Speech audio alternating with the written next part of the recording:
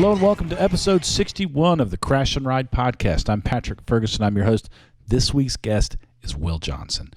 When I decided I wanted to do a podcast like a year and a half ago, I made a list of people I wanted to talk to. Will Johnson was like the first person on that list. He's the former frontman of the band Centro-Matic.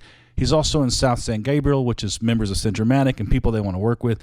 He's been a part of so many all-star collectives. It's just mind-boggling. He's played with Jason Molina, who was just one of the great songwriters of the last 20 years and is unfortunately no longer with us. He played with Vic Chestnut and Mark Eitzel and the Undertow Orchestra. He's played with everybody. He's toured with everybody. He's the only person whose band Jason Isbell has written a song about. Like, I'm so stoked to talk to Will Johnson, and we finally got a chance. We've been trying to hook this up for months, but, when he's on tour, he's super busy, and I understand because, when I'm on tour, I'm the same way, but, we're all at home now because of COVID-19. And we had a call the other day, and it was really good. I'm really stoked about it. If this is your first episode of Crash and Ride is a long-form interview podcast where I talk to musicians who survived anxiety, depression, addiction, and other forms of mental illness and mental distress. I felt like if I could sit down with musicians and have honest conversations about the things that they've been through, we could start to recognize our sadness in other people and maybe start to get better. I myself am a former touring musician. I haven't moved since March from this house, so it's making me a little crazy. I play with the rock band 5/8, the Tokyo rock band Pinky Doodle Poodle. I play in Mike Mills' orchestral solo project, the Mike Mills Concerto. I play with Chuck Leavell, Psychedelic Furs, Vic Chestnut, so that's who I am. I have a feeling that I'm going to get a lot of first-time listeners on this episode because Will Johnson is so successful and so talented. I've got another 60 episodes you should maybe check out if you're interested. I interviewed Patterson Hood and Boo Ray, Bill Maloney, Krishna Limbach from the Atlanta noise rock band Whores. Just a bunch of really brilliant musicians, people who've opened their hearts to me and done some real heavy lifting in these interviews, and I'm really proud of the work we've done. So feel free to go back through the archives. Everything's available for free on our Patreon page. It's also available in whatever podcast aggregator you use.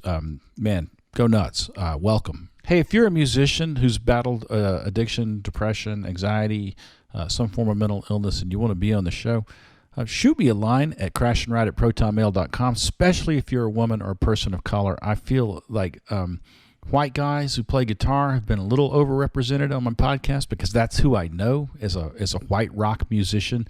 But, man, I feel like there are a lot more stories to tell than that, and I'd like to help you tell your story, especially if it's going to help other people. crashandride@protonmail.com. That email is encrypted. It's secure. Nobody checks it but me. crashandride@protonmail.com. Okay, couple of quick announcements. Crash and Ride is brought to you in part by Greer Amplification. Greer Amps builds the best boutique effects pedals available. If you're looking for an overdrive, boost, fuzz, compressor, or tremolo that is rugged, road-tested, and at home, on stage, in the studio, or in your living room, Greer has a pedal for you. Nick and his staff strive to build the best products around with the best tone you've ever heard. They believe in their products and they stand behind them too, backing each one up with a lifetime warranty to the original owner. Each Greer Amps product is hand-built in Athens, Georgia, USA. Go to www.greeramps.com or visit your favorite music retailer today. Crash and Ride is also brought to you in part by Jittery Joe's, a local coffee roaster based here in Athens, Georgia. They have a special espresso blend named after the podcast. You can get Crash and Ride espresso in whole bean or ground form from crashandridepodcast.com or go to hendershotsathens.com and buy it from my friend Seth Hendershot. Seth runs a great coffee shop here in Athens, Georgia. It's a great live music venue. Really fun place to play, fun place to hang out, good place to write, good place to read. Everything about Hendershots is good, except the fact that they're struggling to stay open during the COVID-19 crisis. Seth is selling his two blends of coffee, 33 RPM and 78 RPM are what they're called, but he's also selling the Crash and Ride Espresso off his website. For now, I want you to buy it from me, but buy it from him for now. Go to hendershotsathens.com and buy some coffee from Seth Hendershot to support him and his wonderful staff and help them keep the doors open. All right. Will Johnson, what a prolific guy. He's just constantly working. We talk about that a little bit in the interview.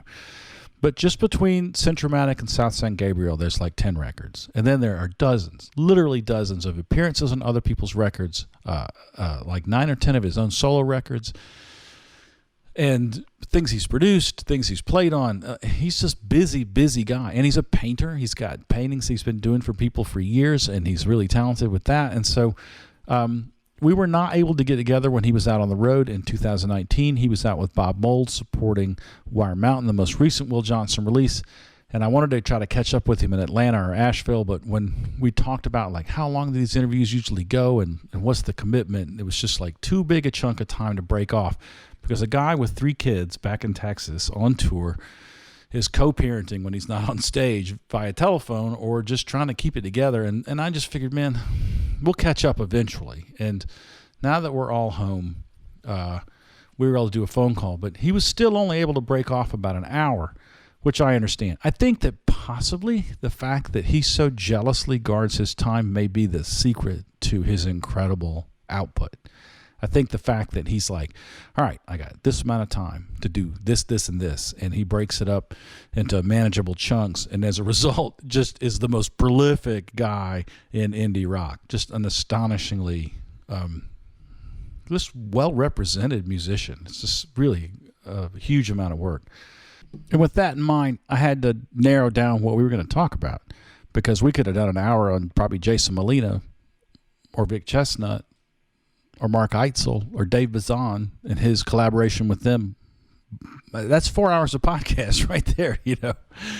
And so what I decided to talk about was the dissolution of Centro-Matic, an incredibly popular band, incredibly well thought of, incredibly talented, good guys who made good music and had a good time doing it. But then Will and Matt and the other guys decided, all right, well, I think we're done.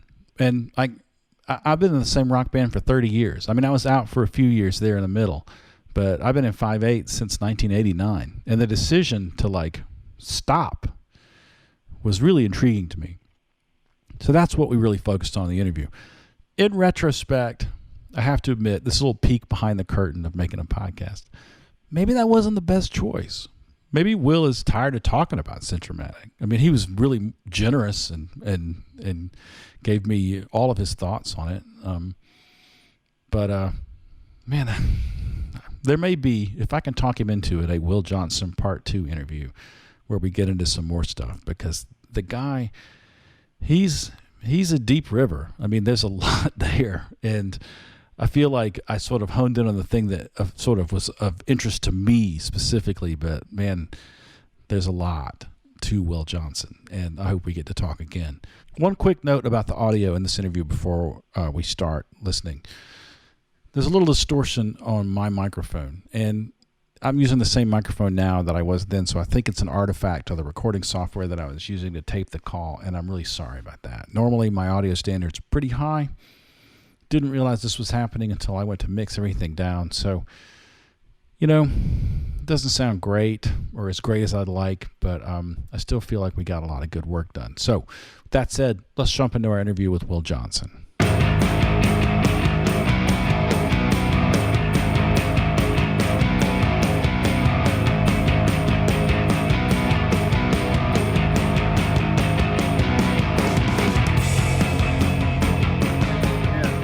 How are things over there? There, you know, I mean, the bass line is so different now. Yeah. And, you know, I have a 10-year-old, and she had a bunch of friends she liked to go see and do stuff with, and yeah, and that's all over. So yeah, it's strange. I've always joked that, you know, like 85% of my social life is on the road, you know, through touring. But now that this has happened, I'm realizing it might be closer to like 87 or 88%. Yeah. Yeah, I have a couple of really close friends here in Athens, and, you know, it's often like, and you may find this as your kids get older, like once they go to bed, you can sometimes slip out to band practice or go sit on a porch and hang out. Neither one of those things is really safe right now. So, yeah. I've been taking the kiddo. We have a friend who has a pool, and we go jump in his pool. And I'm worried though that she's going to learn a lot of this sort of unhealthy coping mechanisms that I have, like, well, I'm sad, I'll eat some ice cream, you know. Yeah. And because I'm I'm sort of transferring those behaviors to her because I don't know what else to do. Like, we could go Yeah. fishing, but it's 100 degrees, you know. Yeah. Yeah. Yeah. It's so strange. I've just found like, each day is kind of its own unique chapter, and some days can feel kind of oddly triumphant in their small ways. And then other days it is some of the most like debilitating confusion mixed with, exhaustion and depression, and just kind of not knowing what direction to move. And I don't know, I've learned not to take the extremity of those changes within mere hours. Sometimes I've learned not to I'm trying not to take them personally necessarily. But I get it, man. When you got kiddos, it takes time to even get anywhere close to seeing this thing through their eyes, and also hopefully not project your own challenges with it too intensely upon them, because they sure take notes a lot as it is under quote unquote normal circumstances, much less these. Yeah. When, gang's all here. They can't really, Hazel can see her best friend's house across the street, but only until very recently has she been able to go over there or see them even just hanging in the yard or anything like that. So that's tough, man. It's hard to explain that to a kiddo. We went to a yard visit Saturday night, and it was the first time, we've got a campus, just go swimming in rivers or, remote places here and there. But I was texting the host. I was like, I don't even know, like, I haven't done this in 4 months. What the fuck am I supposed to wear? I'm like, how do I do this? Yeah. That was sort of, there was a period of time right after this happened. This all sort of, like, I was supposed to come to Austin with 5/8 and another band from Tokyo that I play with called Pinky Doodle Poodle. And I was meeting these bands from India that I met when we played over there, and I had like 15 shows during South by Southwest, and then oh my God, yeah, I was gonna make that's a big financial hit too, but I don't want to get into all that. But like immediately, all that was off the table, but it was planting time here in USDA Zone 8A, which is where I live. Yeah, and so man, I just like immediately pivoted to being a gardener and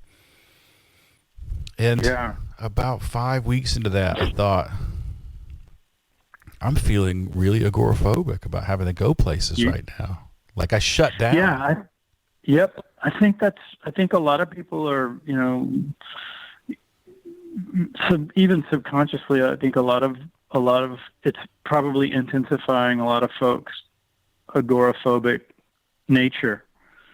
Because I'm such a homebody anyway. Sometimes when it's just like, hey, do you want to go on a quick hike about a half an hour away? I'm kind of like, well, all right, Of course, once we get there, I'm excited, but there's something sort of childish about getting me out the door sometimes. And I'm discovering, or I'm coming to terms with certain agoraphobic ways that I've had for decades probably. And I do really enjoy the home time, and I enjoy getting stuff done around here. But I wonder, I'm not feeling claustrophobic at all. I mean, I miss the rhythm of the shows or the rhythm of the visits and touring and stuff like that to an extent, but I don't know. I'm such a homebody between tours anyway that quarantine life it's not that much different than normal home life. It's just here and there. I can't go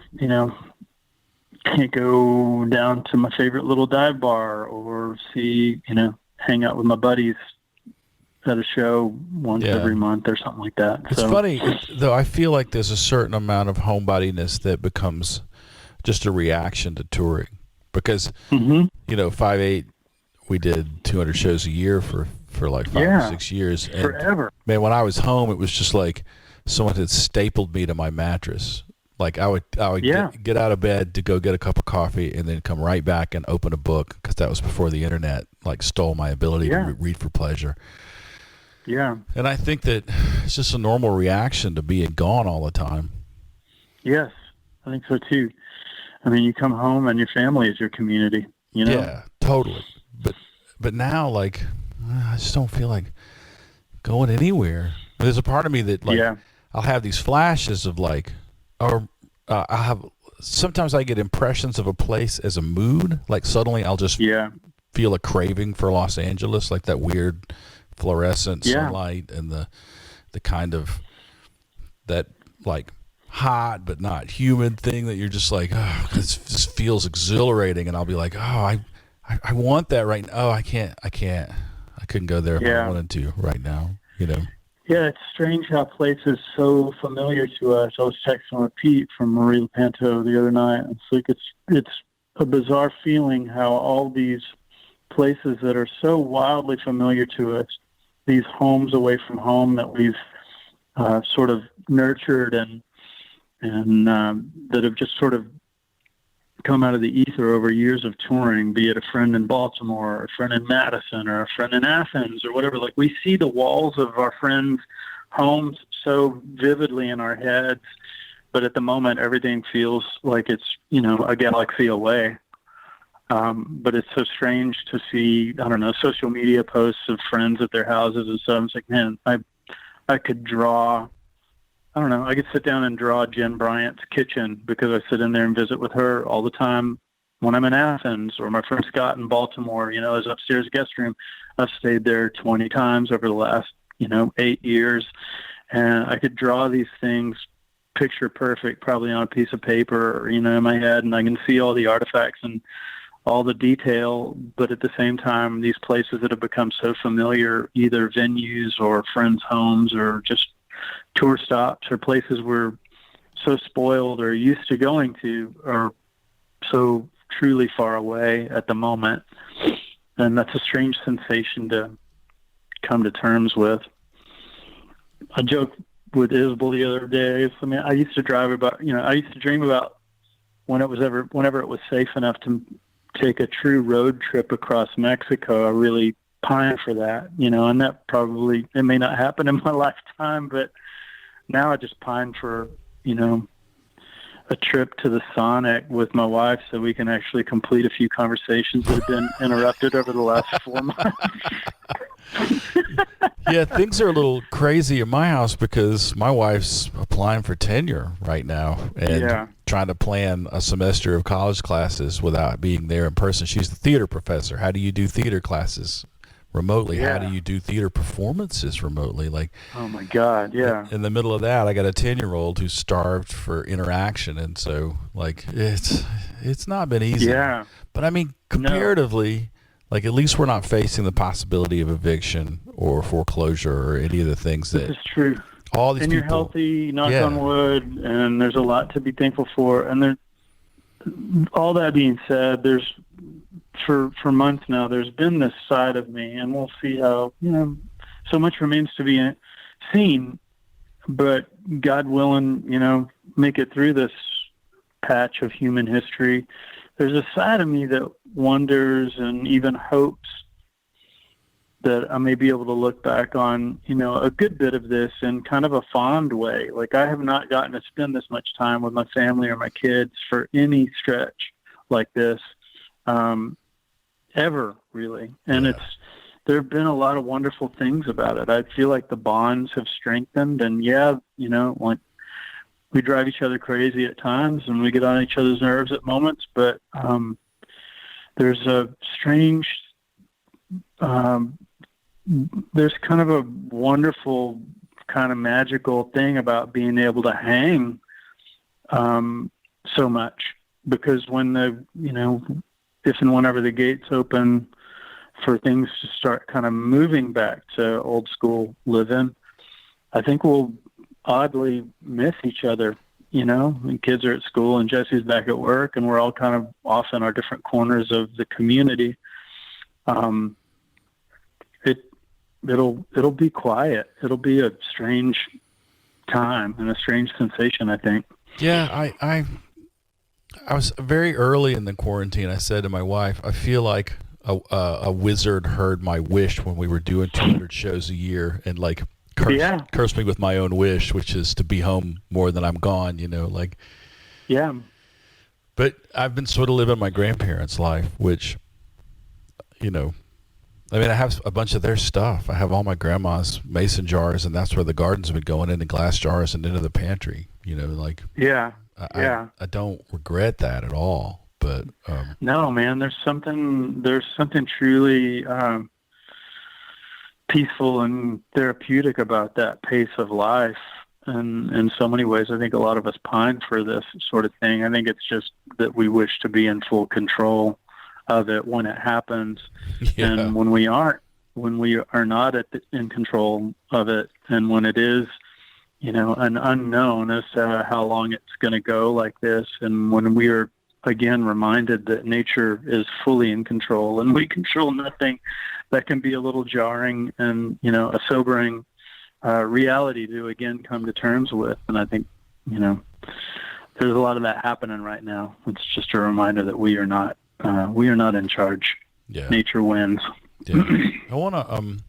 I know that you've got kind of a short timeline today, so I feel like 90% of the people who are going to hear this interview know exactly who Will Johnson is, but I want to contextualize a little bit.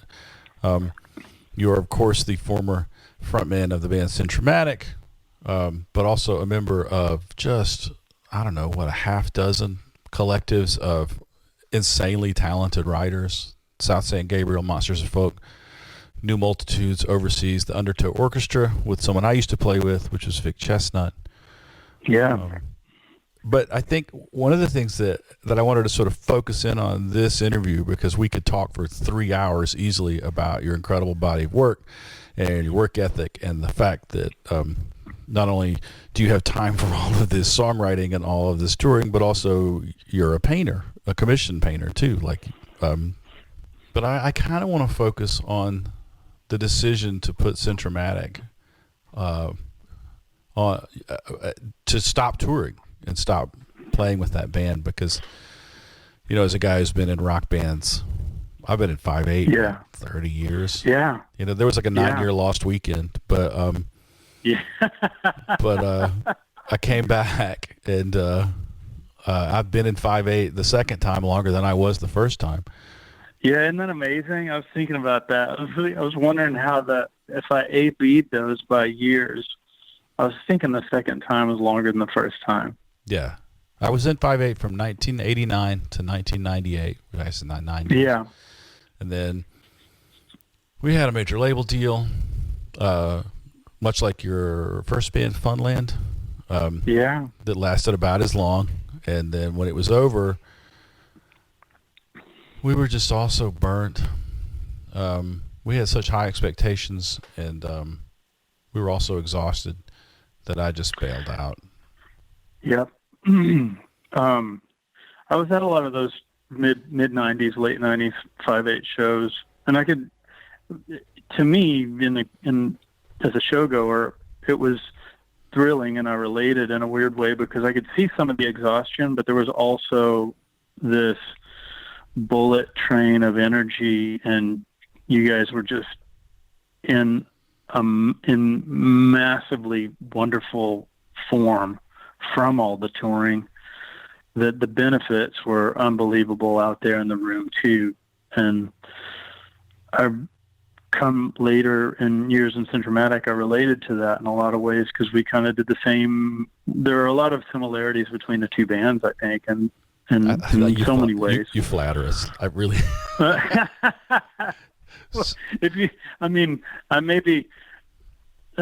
don't know. I don't feel like I'm stretching when I say that, in that, you guys definitely had your flirtations with a big label. You had your extremely devoted fan base.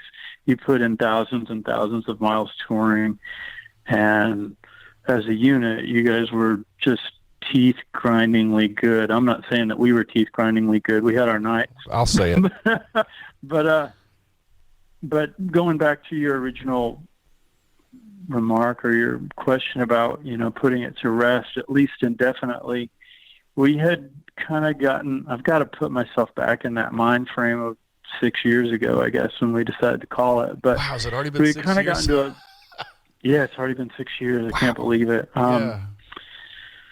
But we had collectively kind of gotten to a point where all of our individual lives and personal lives were kind of pulling in different directions. And we had a few significant enough setbacks that really, they didn't throw us off the rails, but they rattled things some. We had gone through a managerial change, and we had gone through a booking agent change, and there were a number of just transitional things happening within the camp at the same time. And we kind of got to a point where I remember Matt saying this, and I agree with it. It just got to a point where it wasn't totally sustainable anymore. And I know sustainable is a fashionable word to use for, any of that, but it truly was not. And it got to a point where personally for me, the work and the puzzle solving and some of the logistical headache of trying to make it go was definitely outweighing the fun factor. And creatively, I was in a phase where I just wasn't really writing music that I felt fit Centro-Matic. I wasn't really writing rock songs much anymore at the time, and I'd gone through a real tough personal experience losing my mom that year, and something made me realize that I just wanted to be around my family a little more and focus on that. And so there were a number of reasons. None of them were personal. And as a matter of fact, another reason that I thought it was a great time to break the band up is because we were getting along extremely well, and we were playing as well as we ever had. And in my estimation, I just didn't think or see things getting much better than they were. But at the same time, like I said, I just wasn't enjoying it like I wanted to be enjoying it. And so I had to kind of address the elephant in the room. And we all have our own takes on it, obviously, but it was not like a long drawn out argument or there was nothing dramatic about the conversation. I think everybody kind of agreed and found themselves on the same page. It just took breaking the air and addressing it. And so we did. And with that, we agreed, let's go out and play, do a last loop and kind of celebrate it and play some of our favorite rooms and favorite towns that have treated us so well over the years. And so after that conversation, we made a plan to do that. And we went out, 5-6 months after that and did that last tour. Yeah. You lost your mom in 2014. Yeah, that's right. Early. I lost her in February of 14. My mom passed in July of 2014. Oh, man. Was it cancer? I'm sorry. Yeah, it was. Same with my mom. Yeah. How old was she? Well, she would never tell anybody. She was such a Southern lady that you had to kind of guess. Yeah. But I know that she was a little older than 60 and younger than 70. Yeah. That's yeah. I know that. Mine was 68, which, felt way too young. Your mom was a single mom for a while when you were a kid too, right? That's right. Yeah. Yeah. Up in our Kennett days, we were on our own for most of those years in Missouri. She taught. She was a school teacher and taught for 19 years. Oh my God. My mom was a single mom and a school teacher too. Really? Yeah. Yeah, we were our own little, 2-person team for most of those years until she remarried when I was, 12, I guess. And that brought us to Texas, and that kind of obviously changed our geographic trajectory, but also changed a lot just with regard to our familial makeup and our surroundings. But we were extremely close. She's the best friend I ever had. And so yeah, 2014 was man, it was a tough one. A lot of people love to bitch about 2016, and I fully agree on a lot of levels, but it doesn't compare at all to 2014 for me personally. Yeah. It was just one of those years that I'd be really happy to forget that year, I think. One thing that made things a little bit easier to digest with the Centro thing was, like I mentioned, we were all getting along. I think the band's natural way of taking care of each other, that never wavered. I mean, we were the same lineup for the whole duration, and I think it became evident at the beginning that no one was expendable to the point where if someone had to leave the band, that was it. It was over. And so our ways of taking care of each other and looking after each other, I feel like worked to our advantage when it did come time to make that decision. But one thing that made it a little, I don't know, easier to digest, I suppose, is that we still had South San Gabriel on the table. And every couple summers, we still get together and do a handful of Texas South San Gabriel shows. And, we have reasons to hang. And we have, since the band has broken up, we've played on each other's records and, managed to collaborate and work together in certain ways since. And I never say never. I mean, I don't know any band that truly breaks up anymore. And it's not tough for me to see us getting back together to do some shows at some point or even make a record like that. That is all still very much, I guess on the table, so to speak, in my mind, and I think in our minds collectively. So, knowing all that and knowing that it didn't happen and with, a backstage knockdown drag out in Boise on a Monday night, and then we drive home to Texas, that helps a lot. Yeah. we were actually able to go out and celebrate it and, have a good time with our last tour. Yeah. There's a tremendous mix of melancholy and joy in that sort of last chapter of the Centro-Matic story, to the point where, as far as I'm aware, Jason Isbell's only written one song about a band, and he wrote a song about Centro-Matic, calling it a day, which, I mean, that's a pretty remarkable tribute. Yeah. I can't hear that song without kind of falling apart. I have to be careful. If it comes on when the kids are in the car, it's like old dad's driving, bawling.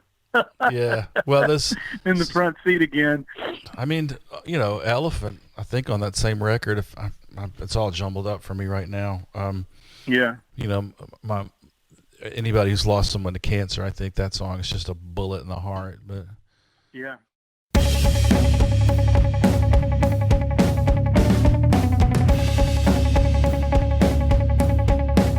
Hey, Crash and Ride would like to let you know about a new industry-wide initiative focused on mental health called Backline. Backline is a hub for artists, industry professionals, and their families to quickly and easily access mental health and wellness resources.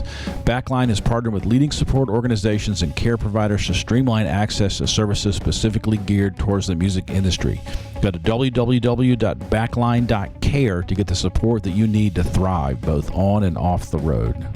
The way that Backline works is you contact them via their website or their 800 number, and they will connect you with a caseworker. That caseworker will be familiar with resources in your area to get you the mental health care that you need. If you need to talk to a therapist, they can put you in touch with a therapist. If you need to talk to a psychiatrist and be evaluated for meds, they have a list of psychiatrists. They have resources for inpatient therapy. They can put you in touch with sober companions. If you need someone to travel with you while you're on the road and help you stay out of trouble, Backline is a really end-to-end comprehensive solution for people who are struggling in the music industry. Now, a little closer to home, if you're in the Athens, Georgia area and you're a musician struggling with anxiety and depression, you can contact Nucci Space at 706-227-1515 or go to nuci.org. That's nucci.org. Nucci Space is a nonprofit musicians resource focused on suicide prevention. Here's how Nucci's works. If you contact them and you say, hey, look, I'm in crisis, whether you're a musician or not, they'll connect you with resources in the Athens, Georgia area. If you're a musician, that health care will be subsidized. In my own case, I was able to see a counselor for $15 or or $20 a session. If you're not a musician, they'll do their best to connect you with low-cost or sliding scale options for mental health care in Athens. Nucci Space provides a lot of resources for musicians in the Athens area. They have low-cost practice spaces. They have a gear sale where they're constantly selling secondhand gear. They've got a low-cost recording studio. They're really just an amazing asset to the Athens, Georgia music scene, but their primary mission is helping people who are depressed or anxious get better. Go to nuci.org, that's nucci.org, or call 706-227-1515. And finally, no matter where you are, if you're struggling with anxiety and depression and you're contemplating self-harm, you can always call the National Suicide Prevention Lifeline at 1-800-273-8255. That's 1-800-273-TALK. It's 24/7. It's free. It's confidential. They have trained volunteers to help get you through your crisis and get you the help that you need. Call the National Suicide Prevention Lifeline at 1-800-273-8255 or go to suicidepreventionlifeline.org.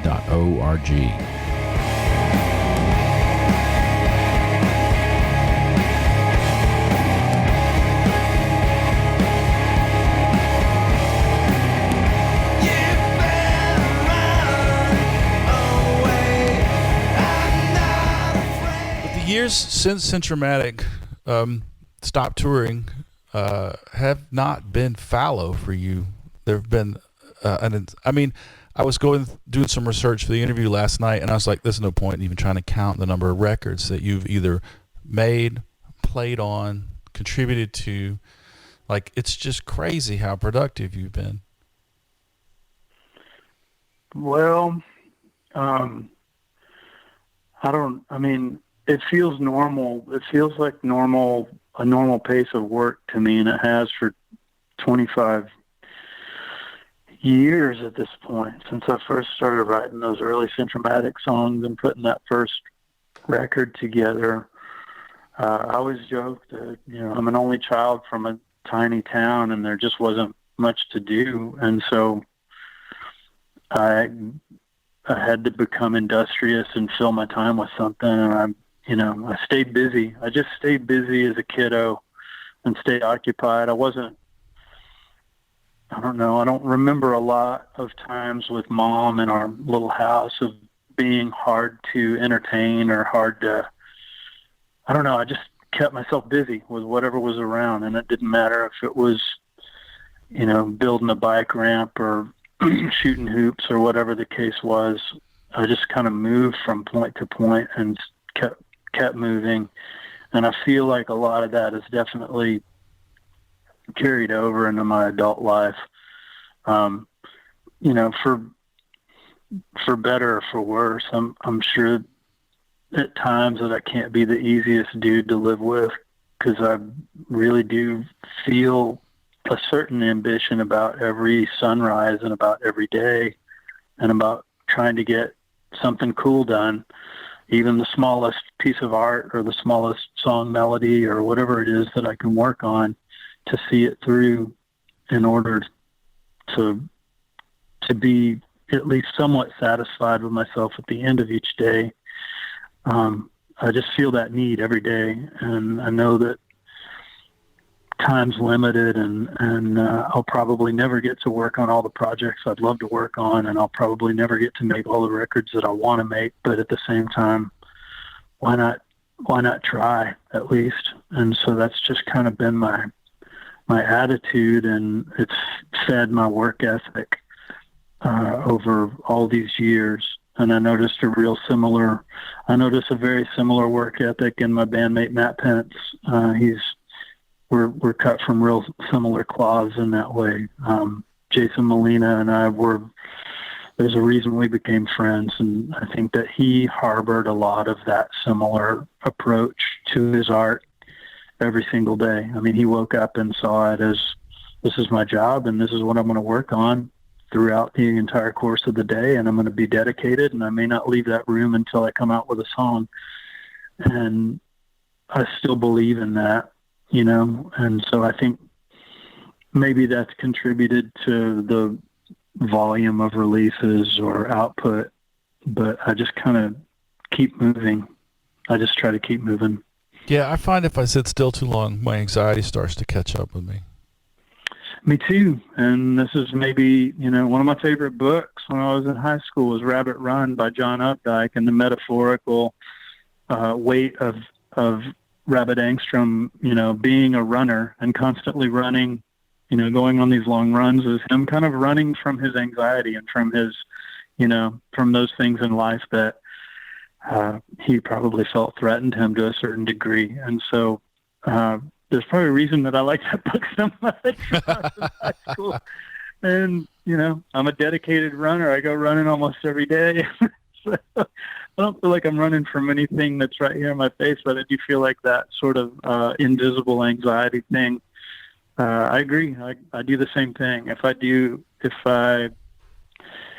stay in one spot too long, some of that starts to catch up, and then I start second guessing myself or over analyzing or just festering, and that's a horrible feeling for me. Were you at the Denton 5/8 show with the Cowboys on Acid that showed up? Man, I don't know. I was at a lot of those shows. Was it Halloween? Yes. 97? Yes. At Dan's Bar. Yep. They had that I weird. was at that show. They had that weird phone on the stage where you could talk to the soundman. Yep, that's right. You could talk to Jimmy. It was amazing. I know that Matt Pence was there because I had known him from Adam's Farm. Yeah. His band before, and I think that's the night that he had a vintage Slingerland kit that he'd gotten, and I had one. Ones. Yeah, I had a white marine pearl one, and that vintage Slingerland kit that he had part of the L arm for the cymbal stand, and I had two of the upper parts and only one of the lower. Oh, okay. So I gave him that. I remember us having that. I don't remember if he played that night though. I remember being out on the landing where you set up because there was no backstage there. Mm-hmm. It's all those memories are kind of jumbled together, but I remember flashes of hanging with Matt on that outside the stage door there. And then these guys showed up who were, they looked like sort of classic Texas cowboy dudes, cowboy hats and Western shirts, but like the real thing, not like, Yeah. And they were wasted. Yeah. And they somehow became the show that night. Weird. I saw you a few times at the Argo, and then I saw you at Dan's, that Halloween 97 show. Mm-hmm. I'm thinking the phone on the stage, though, might have been the Argo. Yeah. Because that sounds like a Darren Pulley thing. He was front of house guy at the Argo a lot of the time. And I think that phone to the soundboard situation, I think that might have been the Argo. Yeah. Everything's getting a little blurry at this point. I'm trying. It's been almost 30 years. So. But the Cowboys on Acid thing in Denton is very believable, especially in that era. I can see that. Yeah. Easily.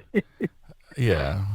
Well, I know that time is short, and I really appreciate you taking the time, but I usually end these interviews with 10 questions, and those can easily stretch out to 20 plus minutes. So I kind of want to jump into that. There were so many questions I wanted to ask you. Before we go to that, though, was Wire Mountain the last thing that was released before the COVID curtain came down? That's right. It came out late September of 2019. And you had a big tour planned for that, right? I got some swings in with it. I got maybe three or four good tours in with it before it all came down, two of which were with Bob Mould. And we had a great time. We really had a blast. And I flew home from the second tour with him, I want to say Super Bowl Sunday. And then, of course, not long after that, the shit really went down. Super Bowl Sunday figures sort of prominently a couple of times in your history. I think you're... It's only because sporting events are my mental landmark. Oh, yeah? It's weird. Some friends have long made fun of me. It's like, oh, okay, you remember that show. What sporting event was happening that night? And I'll be like, oh, well, that was the divisionals of the NHL playoffs, and the Red Wings took care of the Blues in Game 7. And, it's weird little milestones or landmarks through life. So, yeah, Super Bowl Sunday has figured in prominently. I could tell you that 5-8 played Philly the night that the Braves lost the pennant to the Phillies, and I was absolutely crushed that night. That's a hard place to be. Yeah. That's a tough. Well, the whole that's a town tough was one. celebrating, and I was just absolutely bucket of misery. Like, ugh. But you're a Cards fan, right? Aren't you a St. Louis Cardinals fan? That's right. Yeah. Just like the Uncle Tupelo guys. And Jason Molina was a Cards fan, right? Yeah, I think so. We didn't talk much baseball. We talked a little bit of football. But nonetheless, yeah, I carried my Cards allegiance, Southwest when we moved down here. I stayed true to my home state, or not my home state team, but one of my home state teams. They're like my regional team. So yeah. Well, I'm going to jump into these 10 questions. They're sort of my version of the Inside the Actor Studio questions. But I adapted them to sort of this life that we live. And we're going to jump into that. First question, what is the fondest memory you have of a meal that you've had? Oh, my God. This is a tough one. I miss my mom's cooking. I know it feels like a go-to, but there were certain things that she would make from time to time, breakfast dishes that she would make that I'm not much in the kitchen. I'm more stand out by the grill, and if it involves outdoor cooking, I can do it. But there are a number of breakfast dishes that my mom made that I miss terribly, and a lot of it is because they were great, but also it's just the mental and spiritual association as well. Yeah. So I think I would have to say her general breakfast menu was always really good. What was on it? There was this omelet kind of thing that she would make. She would make this breakfast quiche, and she would pair it with these sort of cinnamon-covered sticky bun sort of things that she would put together. It's like she would take stuff that you could just buy off the shelves, but then make her own scene out of it. And that was part of the fun. I was just kind of seeing, where she might take it. So really that, and just, simple things, just the fresh fruit that she would lay in, and that breakfast quiche, and sort of paired with the cinnamon sticky bun sort of thing that she would throw together. Just that little trio. It's so simple, but I love it and miss it so much. It was just one of those things I always look forward to. My grandma used to work magic with canned biscuits, which is like, it just sounds super white trash now, but like that was just... They're so versatile. You can do so much stuff with them, man. Yeah. So the second question is, it's been very early in doing interviews. I sat down with a young woman who is in an amazing punk rock band here, and the question historically had been, what is the most frightened you've ever been? But I realize when you ask a woman that question, you may be unlocking some really society does some horrible shit to women. So I'll offer you the option of answering one of two questions. One is, what is the most frightened you've ever been? And the other is, tell me about a time you were braver than you ever thought you could be. Time that I was braver than I thought I could be? Yeah. I can definitely tell you the most frightened I've ever been, for sure. It was in the summer of 2009 in Bastrop, Texas, and my wife Jessie and her son Jack and I were swimming in the Colorado River, and there were points right there in Bastrop on the Colorado where it's pretty tranquil and it's pretty mellow, but then you never have to get far into the river or far down the river at this particular juncture for it to become pretty, the current gets strong, and it's stealthy because you can't, you don't see a lot of whitewater or rapids or anything like that. It's just, it can sneak up on you, and sometimes 10 or 15 yards into the water can make a world of difference. And we had gone out there to explore this little island in the middle of the river, and that was great. And we decided to come on back to the shore and start packing up for the day and heading out to get to some supper. But as we're coming back, we crossed in a different location than we got there from. And while crossing, it's very rocky under the water, and we're probably in 3.5, 4 feet of water. And Jesse's like, here, I need you to take Jack because I don't really have my footing.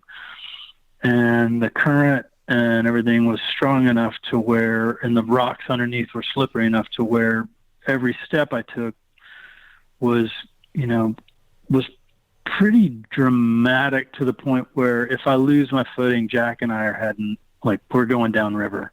And at the time he's 4.5, maybe 5, and I've got him. I'm just clinging to him, knowing that if the shit goes down, we could be, we're going to be floating for a while, and I've got to keep him above the water. And that's as scared as I've ever been. Just knowing that one bad step could be real trouble.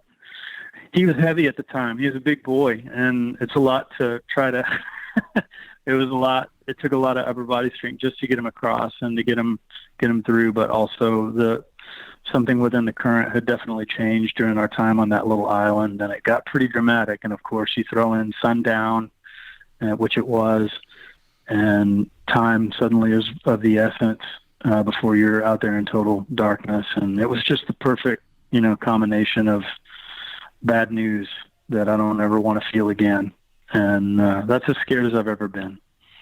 And that's really similar to Tim Majet's answer to that same question. It is? Yeah. And they might have even been the Colorado River. No, it was somewhere in Missouri. Sorry, somewhere in Montana, where he grew up. He had a similar experience of going into the river and then coming out of the river, and it's a different river. It was a different thing. And it's hard to, it feels crazy to say such a thing, but if you spend an hour or so on this little island or whatever, a lot can change in current. And, but I did not, I don't know, that was my first realization of that with the Colorado River at that particular point. Yeah. And Bastrop that day, and boy, it was scary. It was real scary. We crossed a different river the second time. I mean, it's just like there's a whole part of Greek philosophy about that with Heraclitus and everything, but like external to that, I think as I get older, rivers get a lot fucking scarier. Yeah. And it's not like I'm any less of I'm maybe not quite as strong a swimmer as I was when I was 20 something, but the river just seems hungrier to me now.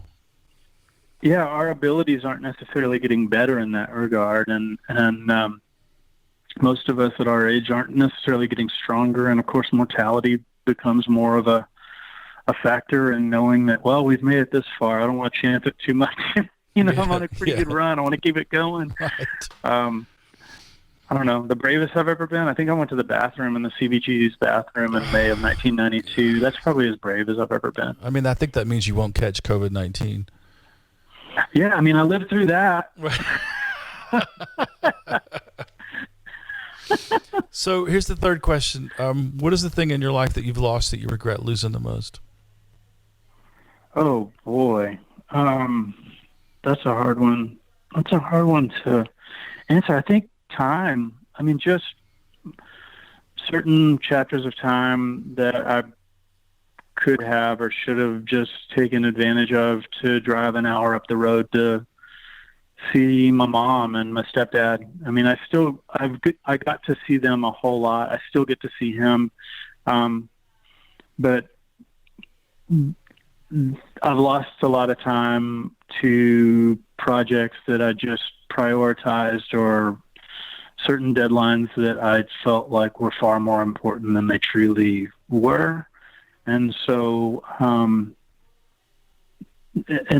obviously with the loss of someone near and dear to you, time becomes a real focal point, and thinking of the times that, yes, you did have together, but also I could have, should have, stuff starts to kick in a little bit too.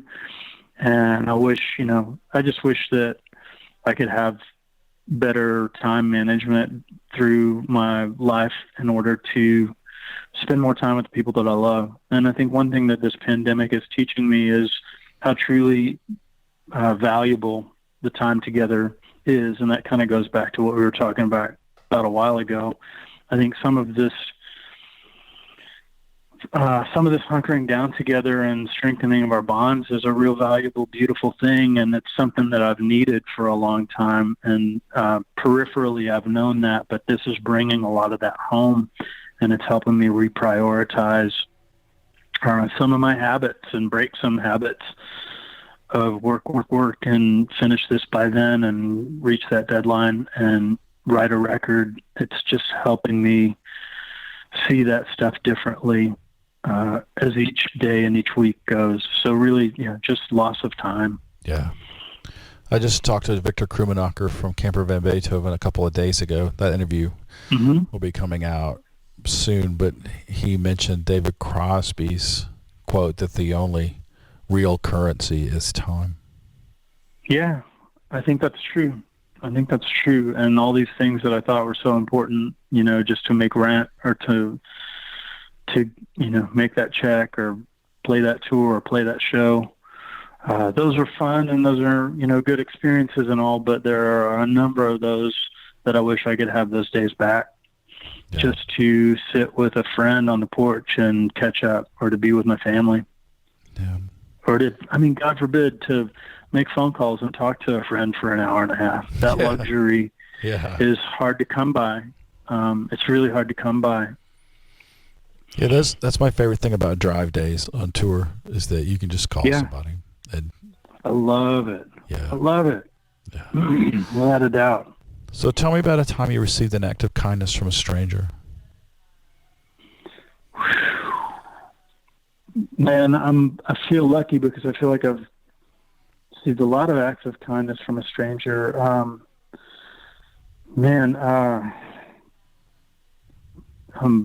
flipping through the cards in my pea brain of a file cabinet at the moment. Any touring musician has a list of 1,000. Yeah, there was a real. This is a fun Centro-Matic story. Fun because we wound up getting out of it safe and all. But in April of 2002, we were on tour, backing up Anders from Varnaline, and late in the day out in eastern Washington, which is a touring musician, is pretty desolate territory. I mean, it's very barren. Not quite Badlands, but it's sparse out there. And we're ascending this hill, and the van throws a rod, and we're down, and we're not going anywhere. Sun's starting to set. State trooper pulls over, says, "What happened? What's going on? You guys okay?" And it's like, "We're fine." We point out into the middle of the road, and there's, all of our, there's the rest of our van. And he said, "Hang tight, I'll be back." And so he goes into Vantage. He's like, Vantage, Washington, which is the closest little town. And or he phoned in to a tow truck guy that he knew and said, "Hey, I know it's Sunday and all, but these guys are trying to get to Seattle. Can you help them?" And the guy's like, "Sure, man, I think I can make this work." And so the guy comes out from Vantage. I can overhear him on the radio, on the patrolman's radio, like talking to his family, and it's like, "I'm going to go out there and help these guys." And so he comes out with his flatbed. He puts the van on the back of the flatbed, and he drives us, 4 hours to 3 hours to Seattle, through the mountain pass, through the snow, the whole thing. It's snowing, and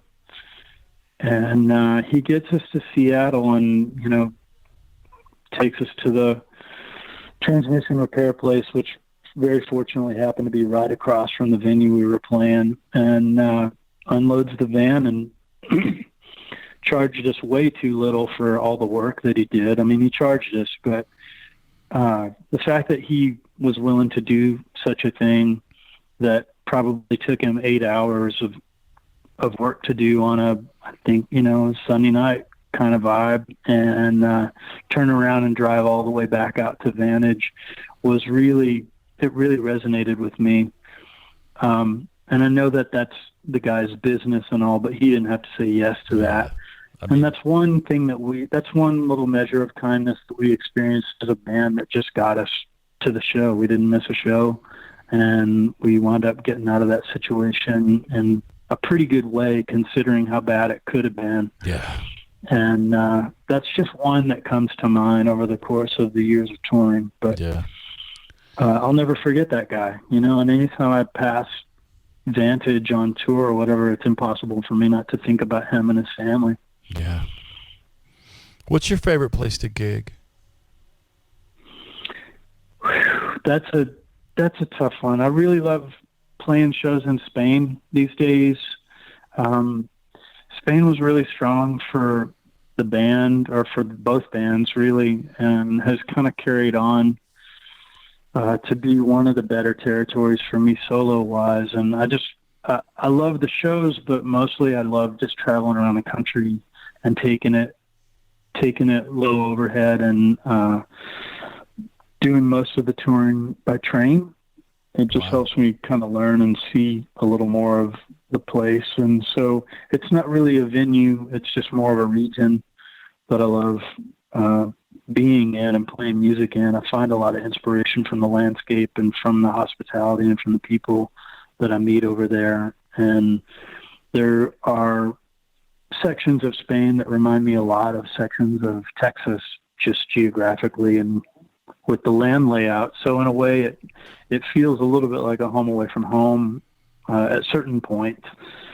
But I just love exploring over there, and in a strange way, I pine to maybe live there at some point. But that's my favorite place to go at this point. Interesting you would say that's going to be the next question. But before I get to that, I want to ask two things.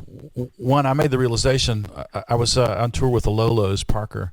Parker lived in Austin for a while. You know Parker. I was drumming for Parker, and we were driving from Barcelona to Cartagena, and I had this realization, like, this looks like West Texas. No wonder all the Spanish settled here. And then it kind of all clicked into place, like, no wonder all those Swedes and other Scandinavians settled in northern Minnesota, and no wonder all those Scots and Irish settled in Virginia, North Carolina, because it looked like home, felt like home. America is such a geographically diverse country that it can provide a home for, like, all of these nationalities from Western Europe. But the other question I wanted to ask you was, did you get to Benicia ever? It's down on the Costa Blanca. I don't think I've ever played there. There's two promoters there. They have a thing called Cream Pop, and we played on that tour. We played in Benicia, and I just fell in love with the city and was really moved by it. I do not think we've ever played there. We've scoured Spain pretty thoroughly over the last 15. It's a tiny town. It's a little 14th century town. Yeah. No, but I don't think I've ever played there. I'm going to make a note of it and ask my label and promoter and see if... Man, the streets are lined with orange trees, and there's like a Saturday market where they sell coffee and oranges, cheese, smoked meat in the streets, and it's... There's a part of my soul. There's a part of my soul over there a lot of the time, and I pine for it.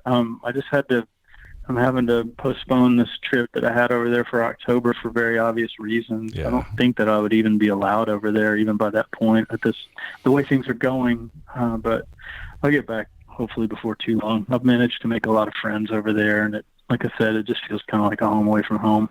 Do you know the guys in the band Ringo from Madrid? No, I don't.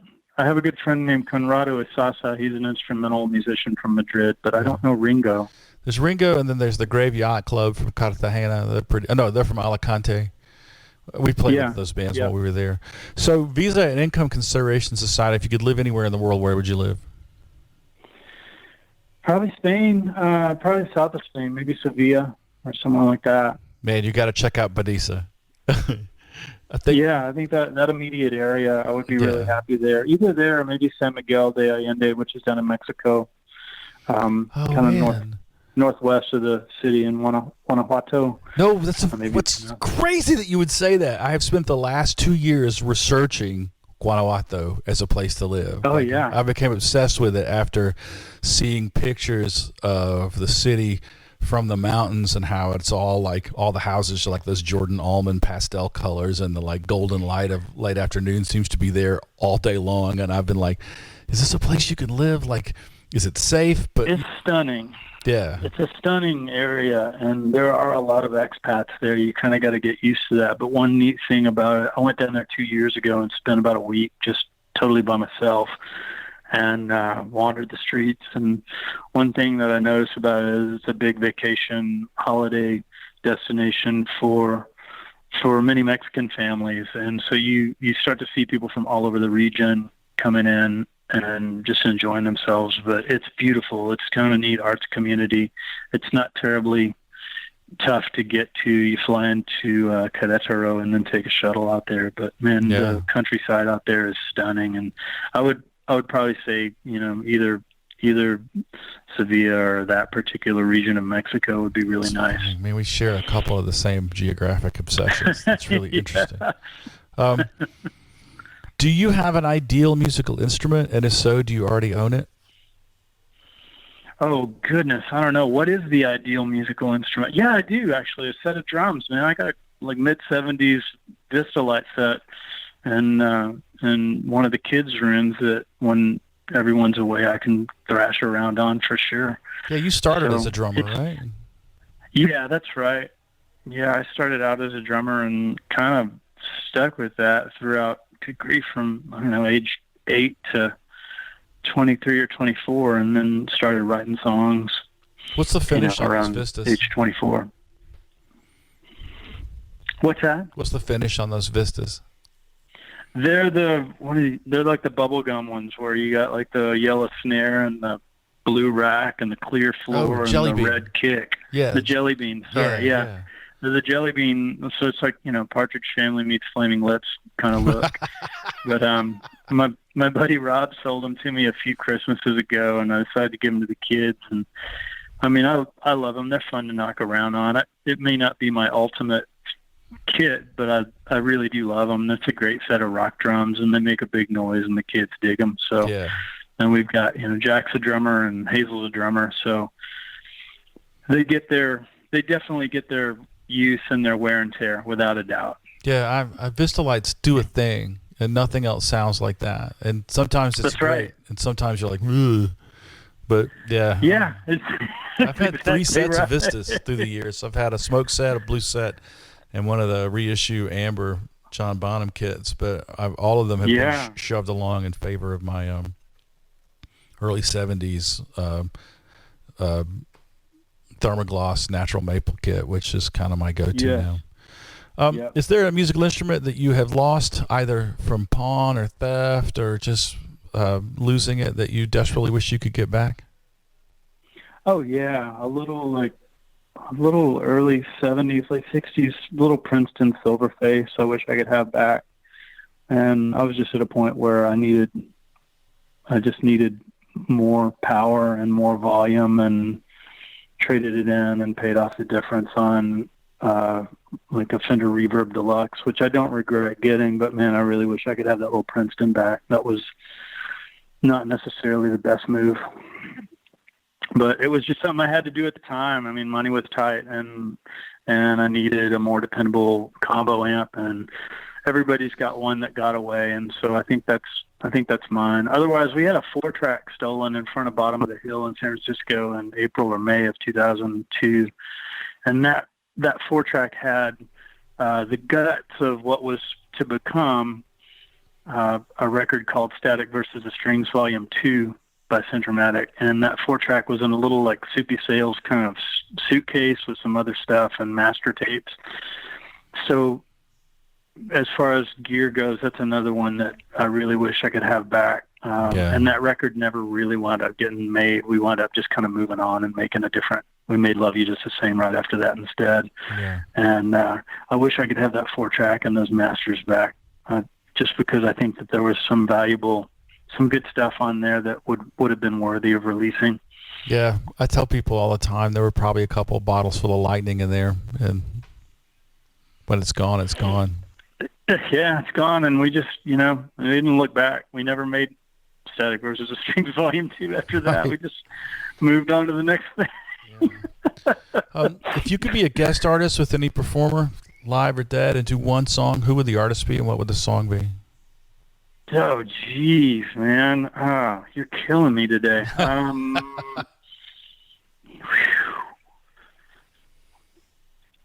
don't know. I've already been a guest artist with and gotten to sing with Vic, and he lives in a crystal palace in my mind as far as artists and songwriters go.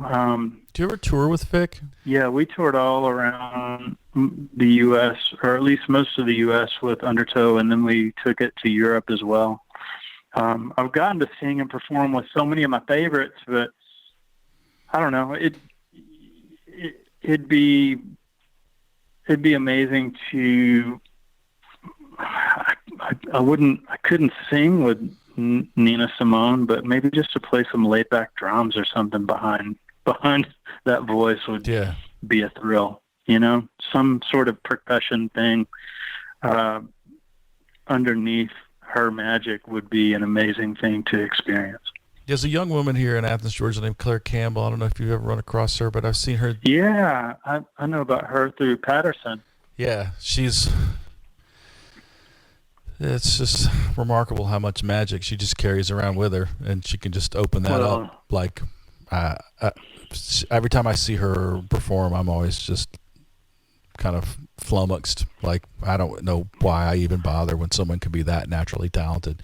But I've seen her do a Nina Simone song more than once and just inhabit it. And I'm like, how do you do that? That's just so fucking amazing. That stuff just stops me in my tracks.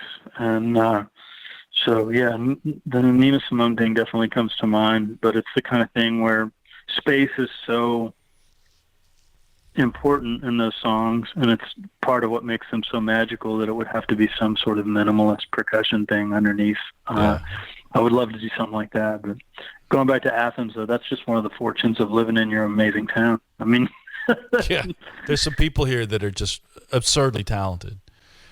Yeah, it blows my mind. And it's just an everyday thing. Like, I have thought sometimes about moving to other places, and then when I go there and I ask, like, what's the scene here like? They're like, oh, yeah, the dude from the burrito place has a punk band. Like, but you don't have the kind of just like they just leave talented musicians lying anywhere in Athens. There's thousands of them. Yeah. It's blown me away for 30 plus years now. My mom and I were on a road trip out there in the summer of '89, and we were going to see family in South Carolina. I said, we got a detour through Athens. I just want to walk the streets and go to the Wextree and like see some of these places that I've heard about forever and see a little bit of this town. And it started to dawn on me, even during that short visit, the magnitude of talent and just musical magic that inhabited that town. And then going to Denton, it definitely had pangs of that with regard to all of its bands and musicians and all. But going back to what you're saying, sometimes I'm sure it took going on tour to make you realize, man, I really love my town. Yes. To be able to come back to this, and sometimes even take it for granted to go see these performers at these venues. It's a pretty magical thing. And going on tour always made me more thankful for all the things that Denton had to offer. And I can only imagine that that's got to be a similar sensation with Athens. Totally. Well, I moved away for a minute. I lived in Chicago for like a year. And man, I couldn't get back to Athens fast enough. Like, it's just such a different kind of place. And just the level of mortal threat from poverty in a place like Chicago is so much higher than it is in Athens. Yeah. Like, you can be broke in Athens and be okay. Yeah, that's true. It's just a little more manageable in all aspects, just as far as mobility and economy and price of living and all that stuff. I imagine that you're just not feeling the same semblance of pressure as a young artist in Athens as you are, say, trying to make it in Chicago. Exactly. So last question, and I know you're getting short of time, so I'll get right to it. If you can imagine a taxi that can go anywhere in time or space, and you climb into this taxi and you say to the driver, hey, man, take me home. Where's home? Oh, my goodness. It's, I'm so stumped. I feel like it's a good sign of mental health that I'm as content as I've ever been in my life where I'm at here in Austin with my family. Like, there's just nowhere else I'd rather be, and there's no one else I'd rather be with. And I know that sounds like a easy answer, but it's where I'm happiest. I mean, I've got all my gear here. We've got our art studio here. We have space. We have a good little yard with a small little swimming pool that we use. And I'm just not, it's hard for me to imagine being any more content than I am right now with my wife and our 3 kids. And so I think I would I would get out of the taxi and probably It's like I'm already home. I'm so happy at home these days that it's hard to imagine anywhere else.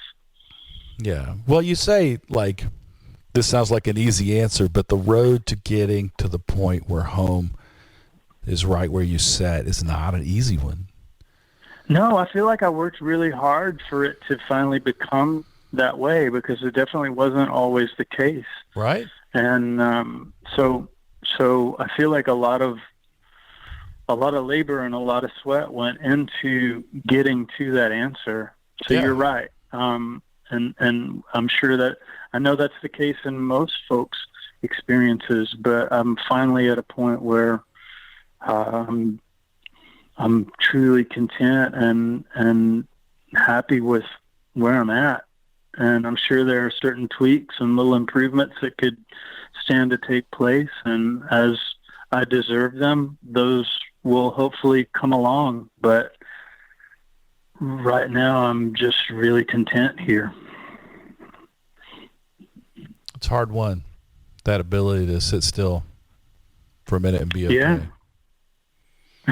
I mean, I try to imagine what this quarantine would be like for me as a 26-year-old dude who could not be in his own skin without profound amounts of drugs.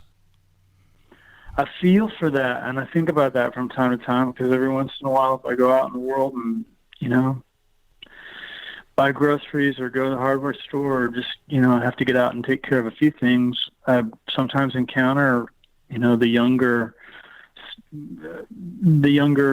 probably single artist individual that's just kind of trying to make it go, and try to put myself in their shoes and think of myself at age 25 or 26. And I'm not entirely sure how I'd be handling so much isolation, or, so much indefinite time, just kind of waiting for the most part. And I speak with them sometimes, and I can kind of see and feel it through their commentary about it. And I hope that I can't imagine. I don't know. I don't know that I would handle it that well. I'm not sure I'd be super graceful about it. I'd probably be a little antsy and a little impatient. But yeah, maybe they're far more mature than I was at age 25. Yeah, maybe. I don't know. Maybe. It's hard to say. I mean, I really appreciate you taking the time to do this. I know that you mostly stay in motion, and that your day is kind of like that river we were talking about, and that it's constantly changing and flowing around. Yeah. It's wild. I'm about to go into baby care mode, and then as soon as I'm done with that, I got to make lunch for the kids, and then as soon as I'm done with that, I got to finish painting this big-ass painting of Nolan Ryan. So, oh, yeah. I'm just shifting gears all over the place today. Yeah. Well, man, thanks so much for doing this. Man, thank you. I'm sorry it took so long. I was thinking about it this morning. I was like, man, Patrick and I have been trying to talk for 10 months almost now. Yeah. And I have to say it's been very much worth the wait, and I've looked forward to whenever it might happen. I'm grateful for the time, and I appreciate you having me on. Yeah, when I made my original list of, like, who are the 10 people I want to do the show, like, you were on the first list. So it's been a long time coming. So. Thank you for inviting me along, and I hope we can visit again before too long. Man, me too.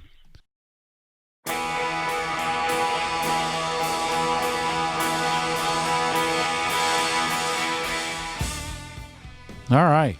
Will Johnson, what a good guy. Really like that guy a lot. He's so talented too. Like, if you're wondering where to jump in over like such an enormous body of work, just jump in anywhere. Like, I'd start with the new record, Wire Mountain, but you can go back and dig into Centro-Matic, and I doubt you'll be disappointed. Just a truly gifted man, and just lovely, as you can hear.